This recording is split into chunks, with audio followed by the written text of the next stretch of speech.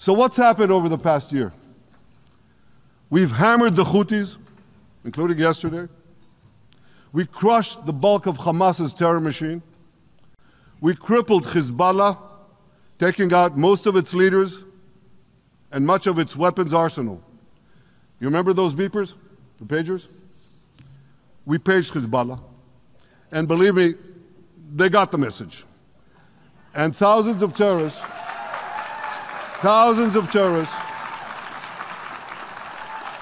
dropped to the ground. We destroyed Assad's armaments in Syria. We deterred Iran's Shiite militias in Iraq.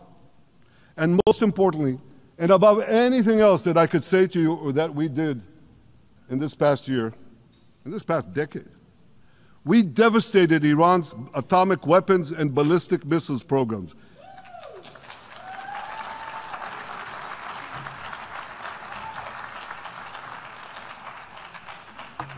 So here's where things stand today.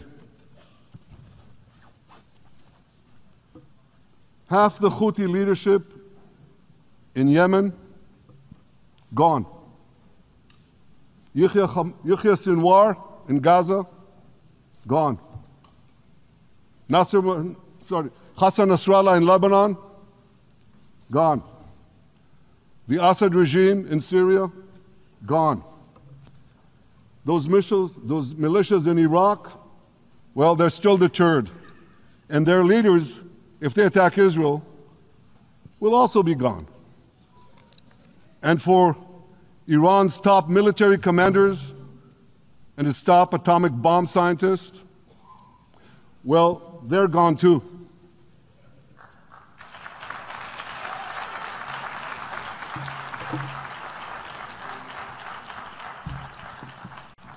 Israel's 12-day war with Iran, which I renamed Operation Rising Lion, that's from the Bible. This 12-day war will go down in the annals of military history. Our daring pilots neutralized Iran's missile defenses and took control of the skies over Tehran. And you saw this. Israeli fighter pilots and American B-2 pilots bombed Iran's nuclear enrichment sites. I want to thank President Trump for his bold and decisive action.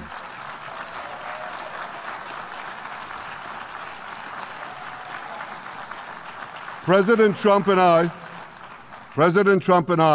promised to prevent Iran from developing nuclear weapons, and we delivered on that promise.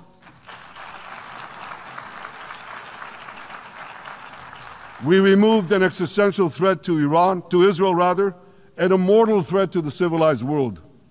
We lifted a dark cloud that could have claimed millions and millions of lives. But, ladies and gentlemen, we must remain vigilant. We must remain absolutely clear-minded and vigilant. We must not allow Iran to rebuild its military nuclear capacities. Iran's stockpiles of enriched uranium, these stockpiles must be eliminated. And tomorrow, UN Security Council sanctions on Iran must be snapped back.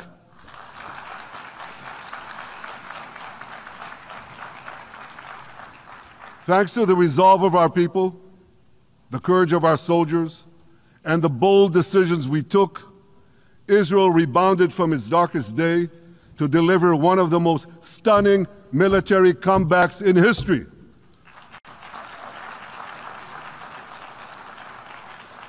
But we're not done yet.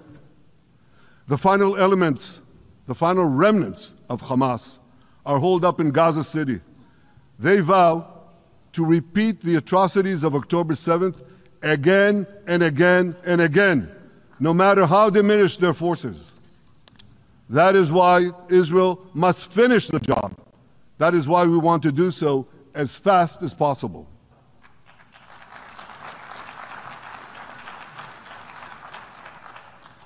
Ladies and gentlemen, much of the world no longer remembers October 7th, but we remember. Israel remembers October 7th. On that day, Well, I'll tell you, you can remember October 7th too. You see this large pin here? It's a QR code. What I ask you to do is hold up your phones, zoom in, and you too will see why we fight and why we must win. It's all in here. On October 7th, Hamas carried out the worst attack on Jews since the Holocaust. They slaughtered 1,200 innocent people, including over 40 Americans and foreign nationals from dozens of countries represented here. They beheaded men. They raped women. They burnt babies alive. They burnt babies alive in front of their parents. What monsters! And these monsters took more than 250 people hostage. And those included Holocaust survivors, grandmothers and their grandchildren. Who takes hostage grandmothers and grandchildren? Hamas does. So far, we've brought home 207 of these hostages, but 48 still remain in the dungeons of Gaza.